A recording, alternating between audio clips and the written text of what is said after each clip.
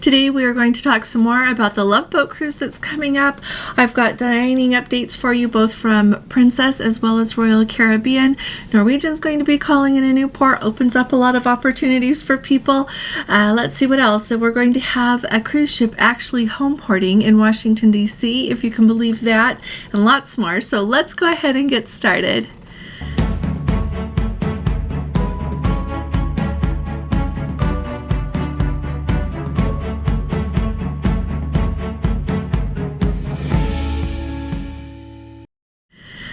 Hi there, this is Allison with Let's Go Travel Tips. Today is Thursday and it is February 8th of 2024.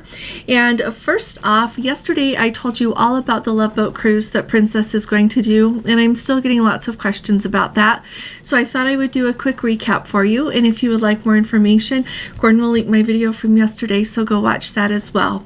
Princess Cruises has announced that they are going to run a Love Boat cruise on the Enchanted Princess, departing on August 31st of 2024. So this is really pretty quick notice here to have a themed cruise like that is going to be so popular. So I wanted to let you know that Gordon and I are going to do a group. We've got our Let's Go family, and we would love to have you come and join us for as long as I've got enough cabins and there's enough availability on the ship. But if you are interested at all, send me an email at letsgotraveltips@gmail.com, and it is going to be an epic cruise. There's going to be the original cast members are going to be on board, Gopher and Doc and Jill Whalen, Vicky from Onboard, as well as Isaac. So I am really excited that they're all going to be here, and it sounds like, from what I can tell in the press release, so yesterday it was released by Carnival Corp, and today Princess Cruises did their own press release. They are almost word for word the same thing, but they are going to run even more activities associated with that Love Boat theme than they did on the Love Boat that they had on the Discovery Princess in October of 2022. So if you at all enjoy the Love Boat show, or if you just want to come and have a really fun time, last night I said to Gordon, people were posting that they were going to get on the Discovery Princess that day, and somebody else said they were doing something, and I was like, oh my goodness, we don't know how many more Love Boat cruises we're going to get to have, and so you should join us. Like I said to Gordon, come while the party's going on, because we just don't know what to expect in the future, and this is going to be so fun. So let me tell you the itinerary really quick. We'll be sailing round trip out of New York. So last year when I got to do that, it is such a beautiful sail away. You sail right past the Statue of Liberty, right under the Verrazano Narrows Bridge. It is spectacular. And so that is on the 31st of August. That's a Saturday. And then the next day we are in Newport, Rhode Island, and that's from 7 in the morning until 5 p.m. The next day, Monday, September 2nd, we are in Boston, Massachusetts from 11 a.m. until 8 p.m. And I want to say, let me tell you this in the middle of all this, this is a really nice time to visit New England. If you're not familiar with New England, as you hit August, you have really hot, sultry, muggy days, but you can also have really chilly days, and it is really such a fun time to go visit. But historically, there's pretty good weather during that time frame, so it's a good time to go. So anyway, Tuesday, September 3rd, Rockland, Maine. So let me tell you, Newport, Rhode Island and Rockland, Maine, those are both tender ports, so you have to use a water shuttle to get to the shore. Then September 4th, St. John the Bay of Fundy. Thursday, September 5th, we're in Halifax, Canada. Friday the 6th is a sea day, and then on Saturday, September 7th, we arrive back in New York City. So it is an excellent itinerary. We're going to have the best time, so I just wanted to let you know about it.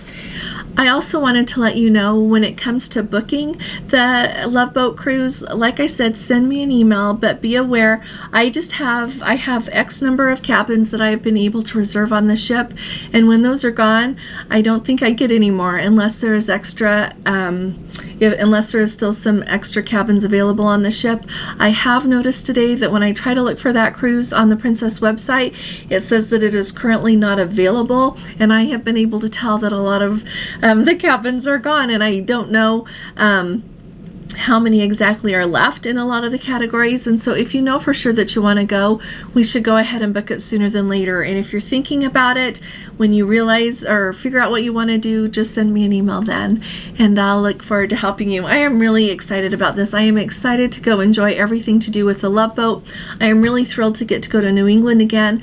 I thoroughly enjoyed that cruise last year. It was a surprise.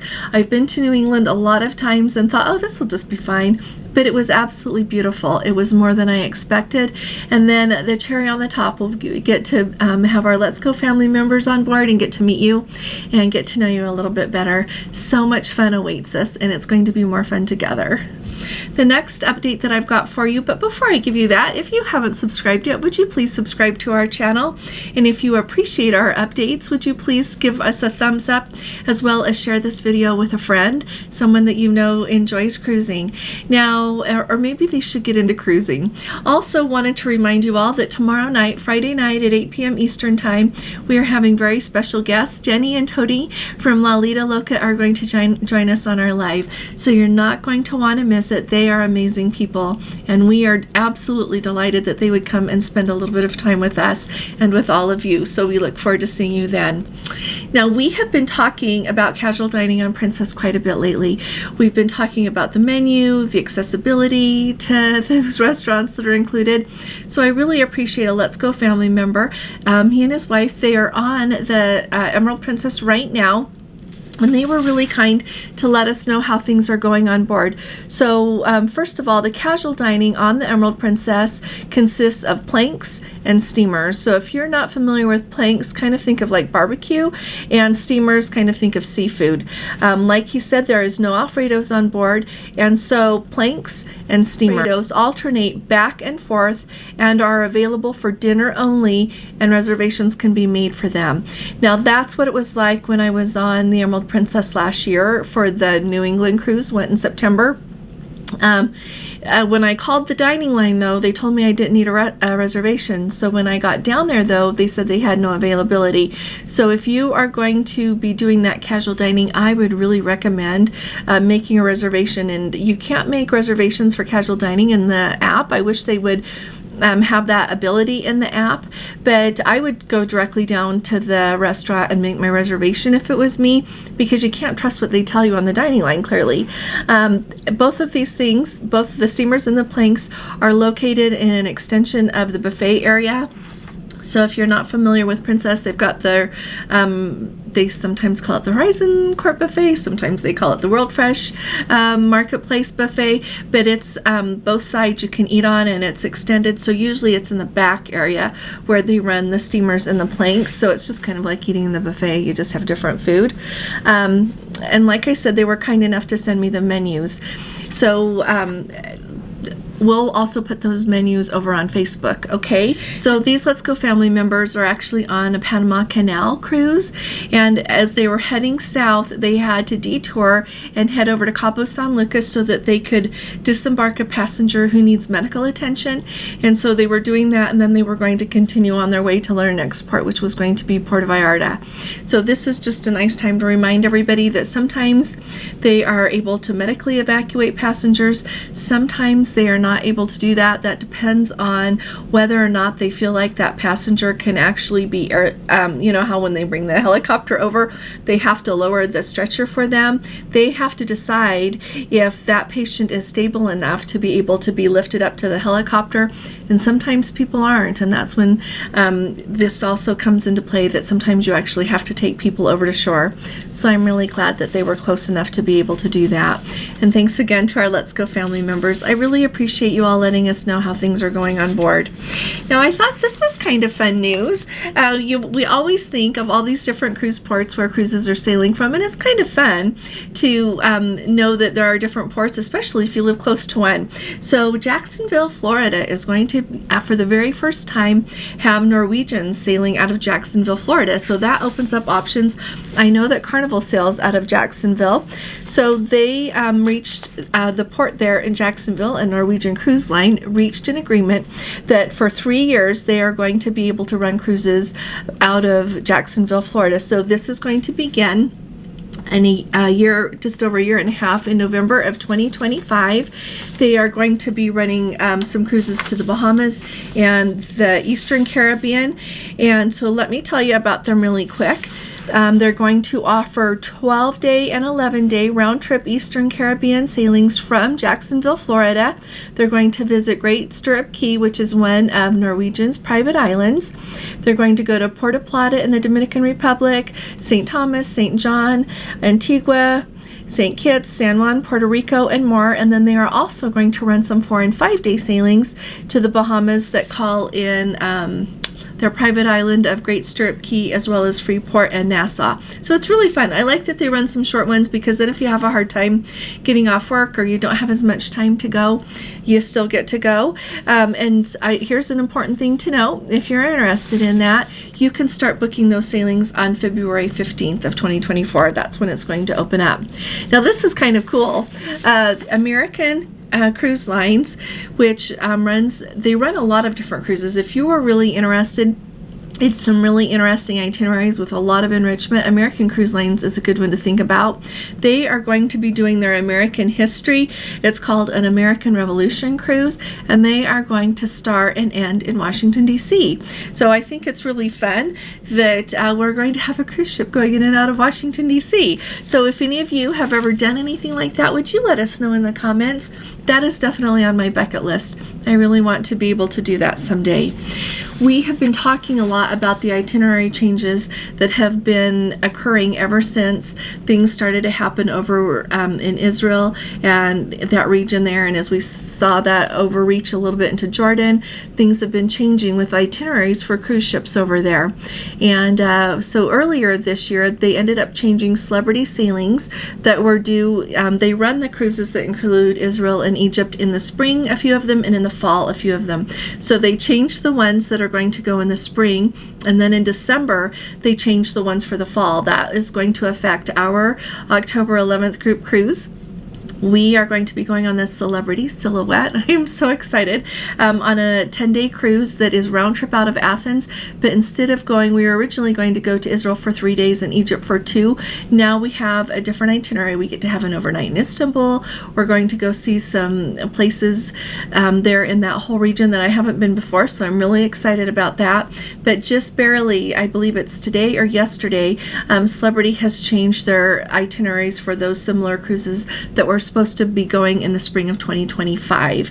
And so let me tell you the changes, and it's really fun to me. You think of that whole region there, and there are so many islands and so many different places to visit that I wish I could go on this one too. They are going to go they're going to still leave round trip out of Athens. They're going to go to Thessaloniki, Greece. And the note that I have here about it, what I came across, it sounds like they're going to be there from 10:30 in the morning until 2. And then they're going to call in Ephesus, Turkey. They're going to go to Cyprus. They're going to go to Rhodes. Heraklion is my favorite port on the island of Crete. They get to go there. And then they're going to have an overnight as they get back to Athens. So they'll pull in. Then you can have the whole day to explore in Athens, come back to the ship, sleep, get up the next morning, and off you go to head on your next adventure. So wanted to bring you up to date on that. Also, here's a big question for you, and I want to hear about this in the comments. So the Carnival Cruise Line has just announced who the Godmother is going to be of the Carnival Jubilee. They have chosen Gwen Stefani, who is a world-renowned singer, to be the Godmother. So as I've thought about this, I started thinking about who the Godmothers were for the Discovery Princess, which were these amazing explorers, these ladies. And I've just thought back about who some of the different Godmothers are on Princess, as well as on Icon of the Seas. They just had a world-class soccer player as the godfather of that ship. And so who the cruise lines choose, in this case Gwen Stefani for the Carnival Jubilee, does who they choose impact what cruise ship you choose to sail on? Does it impact what cruise line you choose to sail on? I just thought it would be something kind of fun to talk about. It'll be fun to see the naming ceremony and everything to do with the Carnival Jubilee. And we are still waiting with that Sun Princess. I have still not seen any official official announcement when the shipyard is actually going to hand over that ship to Princess Cruises. It had been rumored that it was tomorrow. Maybe they're throwing a surprise party for that, and that's why we don't know. Or maybe they're just kind of seeing when it works out. So if any of you know for sure, let me know. I follow a couple of people that do a fun thing with their blogs, and they try to keep us up to date with how things are going. I no longer have a Sun Princess cruise book. Today is the day that we were supposed to be boarding the Sun Princess, by the way. And anyway, since I no longer have a cruise booked on the Sun Princess, I can't look at the deck plans in my app the same as I would if I had that cruise booked.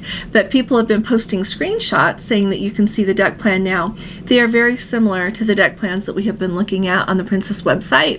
But it's just kind of fun to see as they update and do new things. Gordon and I still haven't decided when we are going to go. We were actually thinking of just going ahead and booking something in May, but now plane tickets are so much more expensive that I don't think we're going to do that. So we'll just keep you up to date on when we're going to be getting on that Sun Princess. I really hope it's sooner than later. So any of you, if you know anyone on the Sun Princess, if you've heard anything, put it in the comments below or send me an email, because it's really fun to keep up with everything that's going on. Now, Royal Caribbean is unveiling some new dining options on their brand new Utopia of the Seas to come out. The interesting thing about Utopia of the Seas is we have been going along and having all of these new ships with Royal Caribbean, and every time they announce a new one, historically it's been a little bit bigger. But the Utopia of the Seas is not going to be quite as large as Icon of the Seas is. But it sounds like they are still doing an excellent job with bringing some new venues on board, as well as keeping some of their most popular ones. So I thought I would let you know some things to look forward to. I also thought it would be really fun in the comments. Tell me, out of what I tell you about with Royal Caribbean, what you would like to try the most. Let us know if you would if you're going to book on Utopia of the Seas, as well as what you are most looking forward to trying on the Sun Princess. I thought it would be kind of fun to talk about that. Now, really quickly, some of the new things that they are going to offer. It's called the Royal Railway, and if I understand correctly, it says it's a combination of adventure, fun, and tech. Okay, so apparently you start somewhere, like at a platform to do with a train, and order your pre-dinner drinks, and then you're going to get in a dining car, and it is supposed to transport you to another place in time from America's Wild West. So I don't know if, honestly, I kind of looked for information about it. I haven't seen it. I don't know if they actually move you to somewhere, or if there are going to be screens or just something interactive going on around you. It'll be kind of fun to see. But it says it takes you to remote destinations all around, across the globe without leaving the ship. The next thing that they've got is, it's called like a food truck. It's called the Spare Tire. It's supposed to be located next to the pool. They're going to have pulled pork sandwiches, cheeseburger flatbread, and daily rotating desserts and more. So that's kind of fun to have something up by the pool that adds a little bit of variety. And then Izumi in the park. So for a while now, Royal Caribbean has had Izumi, but they are adding, and this is kind of fun, a pickup window, so that you can go up to the pickup window and pick up your Japanese-inspired street food and sweets, it says, and then you can take it back to your room. You can sit down somewhere else and eat it. But it's really kind of fun that they've got that pickup window, and then they are still going to have their Izumi restaurant, so that you can go eat and expect the same experience that you have always expected on Royal Caribbean with that. But then also, I think it's really important to note, as they introduce these new things, they're doing a really good job of keeping some of the most popular food venues that they have always had on Royal Caribbean in the more recent past.